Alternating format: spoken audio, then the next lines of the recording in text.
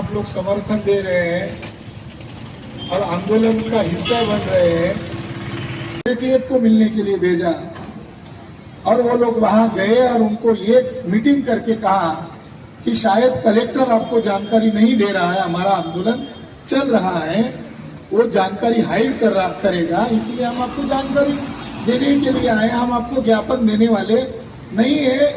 CM को वहां आना है और हमारा ज्ञापन लेना है, हम ज्ञापन नहीं देंगे। ज्ञापन बहुत दे दिए। तो सेक्रेटरी ने कहा कि हमको मालूम है आपका आंदोलन चल रहा है, हम कुछ नहीं करने वाले।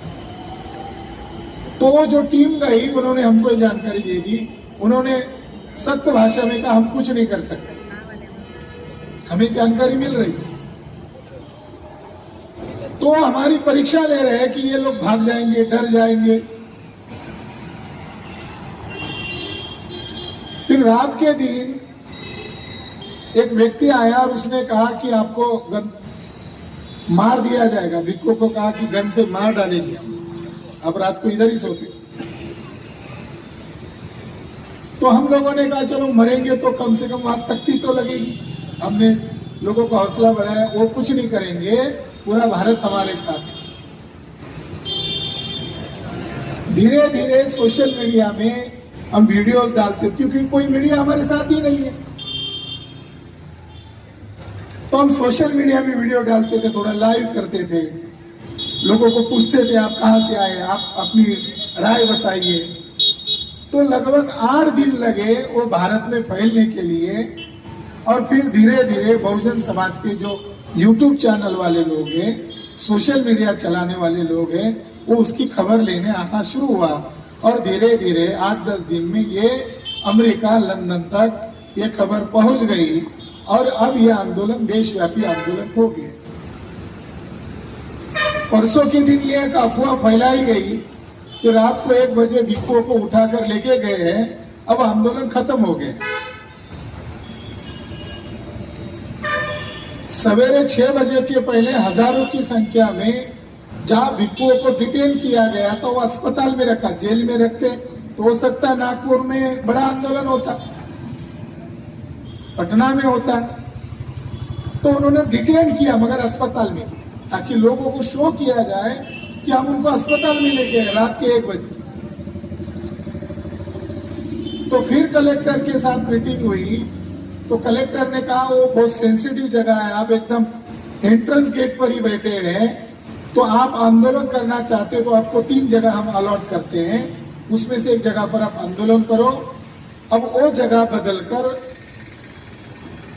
जो एंट्रेंस गेट है 5 किलोमीटर पहले, गया से आप ऑटो में बैठते हैं तो आपको ऑटो जहां छोड़ता है उस जगह का नाम है दुमहान चौराहा, दुमहान गेट।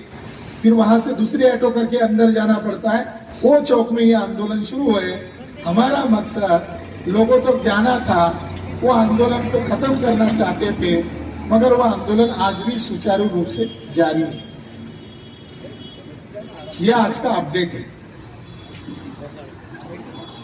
यह आंदोलन क्यों करना पड़ रहा है? तो ज्यादातर हमारे लोग ये बात बोलते हैं कि वहां हिंदुओं का कब्जा है। वहां हिंदुओं का कब्जा नहीं है, वहां ब्राह्मणों का कब्जा है। और वो कब्जा उन्होंने कानून बनाकर करवाया गया है। ये एक्ट क्या कहता है, ये कानून क्या कहता है? किसने बनाया ये कानून? ये कानून बनाया पंडित जवाहरलाल नेहरू ने। संविधान बना, संविधान लागू हुआ 26 जनवरी 1950 को। अंग्रेज भारत छोड़कर चले गए 15 अगस्त 1947 को। कानून बनाया फरवरी 1949 को।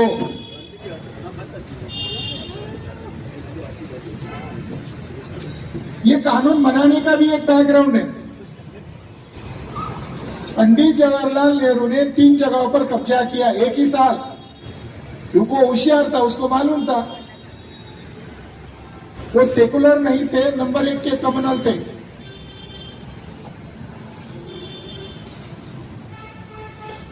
और आरएसएस का हिंदुत्व और बीजेपी का हिंदुत्व एक ही है। ये सांप और ये नाग है, दोनों डसते हैं। और यहाँ नागपुर का आरएसएस का ऑफिस है, यहाँ पर उसका जो संस्थापक है वो जानवर के डॉक्टर थे। नांदेड़ के धर्माबाद तहसील, उनका तहसील धर्माबाद है, गांव का नाम कंदकुर्ती है, नांदेड़ के थे वो वहां से माइग्रेट होकर नागपुर में आए थे। और वो किस संस्था में काम करते थे? कांग्रेस में काम करते थे। और कांग्रेस के साधारण वर्कर नहीं थे, विदर्भ कांग्रेस कमेटी के जनरल सेक्रेटरी थे, विदर्भ का सेक्रेटरी थे कांग्रेस के। उन्होंने आरएसएस की स्थापना की, तो कांग्रेस ने आरएसएस की स्थापना की। मैंने किताब लिखी, कांग्रेस आरएसएस की मां। तो 1949 में 3 जगह पर नेहरू ने कब्जा किया। पहली जगह है गुजरात का सोमनाथ मंदिर, रिकंस्ट्रक्शन किया। दूसरी जगह है अयोध्या अर्थात साकेत, और तीसरी जगह है महाबोधि महाविहार, एक्ट बनाकर कब्जा किया। सोमनाथ मंदिर पर क्यों कब्जा किया उनको मालूम है, आज हमारे लोगों को मालूम नहीं। मगर कब्जा करने का वर्ष है 1949, यह महत्वपूर्ण है। 2017 में नरेंद्र मोदी को ऐसा लगा कि सोमनाथ मंदिर के नीचे कुछ न कुछ होगा। गजनी ने इतनी बार लूटा, इतने मुगल लोगों ने सोना लूटा, ये बता कर गुजरात प्रयोगशाला बनाई। और मोदी जी आज भी सोमनाथ मंदिर के ट्रस्टी अध्यक्ष है और देश के प्रधानमंत्री है। दुनिया में जाते हैं तो कहते हैं कि मैं भारत से आया नहीं, मैं बुद्ध के भारत से आया हूं। नरेंद्र मोदी बोलते मैं बुद्ध का जो भारत है वहां से मैं आया हूं। अब जब सच्चाई का पता चलता है तो नरेंद्र मोदी को साफ सुन लेता है। 2017 में नरेंद्र मोदी ने सोमनाथ मंदिर के नीचे क्या है इसकी जांच करने के लिए आर्कोलॉजिस्ट लोगों को जीपीआर सर्वे करने के लिए कहा। एडवांस टेक्नोलॉजी से जमीन के नीचे क्या ढूंढा जा सकता है, ढूंढा गया। 32 पेज का रिपोर्ट बनाया, समिति को सुपुर्द किया और लीक हो गया 2020 को, खोजा गया 2017 को, लीक हो गया 2020 को। क्या मिला? तो उस रिपोर्ट में कहा है कि सोमनाथ मंदिर के नीचे 3 मंजिला बुद्ध विहार है। अब मोदी जी तो बाहर जाकर चिल्लाते हैं मैं बुद्ध के देश से आया हूं, तो मोदी जी की जिम्मेदारी है कि सोमनाथ मंदिर राष्ट्र की संपत्ति घोषित करके बुद्ध के हवाले करो, तब माना जाएगा कि तुम्हारे मुंह में बुद्ध का नाम शोभा देता है। बुद्ध का नाम जाकर बाहर जाकर बुद्ध का नाम लेते हो और भारत में धोखेबाजी करते हो। एक संदर्भ आया 1949 को सोमनाथ क्यों कब्जा किया, वहां बुद्ध मंदिर है, बुद्ध विहार है 3 मंजिला। उस रिपोर्ट में कहा है कि बुद्धा के शरीर का अस्थि कलश है अंदर, यह भी कहा। पवित्र जगह है। दूसरी जगह है साकेत। पंडित जवाहरलाल नेहरू ने फैजाबाद जिले के कलेक्टर को आदेश दिया कि तुम रात को जब सोए रहेंगे तब तुम अंदर जाकर मस्जिद में राम की मूर्ति रखवाओ। तो रात के 12 बजे दिन बदल जाता है, तारीख बदल जाती है, इसलिए 2 तारीख को काउंट किया जाता है। 22 दिसंबर और 23 दिसंबर 1949 को नेहरू जी के कहने पर फैजाबाद जिले के कलेक्टर ने राम की मूर्ति मस्जिद के अंदर रखवाई और यह विवाद खड़ा हुआ हिंदू मुसलमान का। कितने महान है नेहरू जी, कितने बड़े सेकुलर है।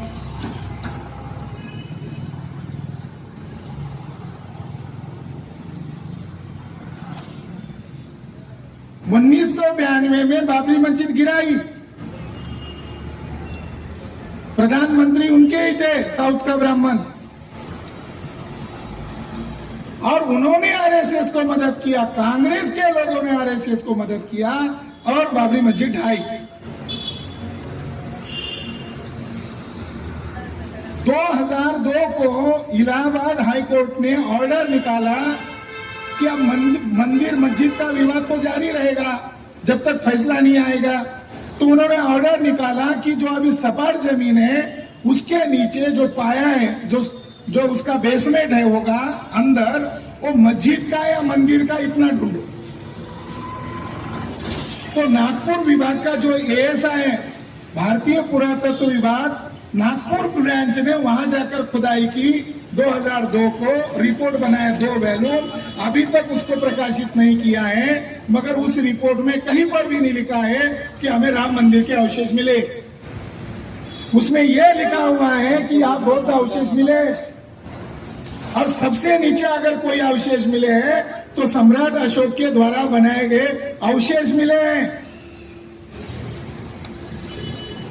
वो रिपोर्ट अभी तक भारत सरकार प्रसिद्ध नहीं कर रहा है।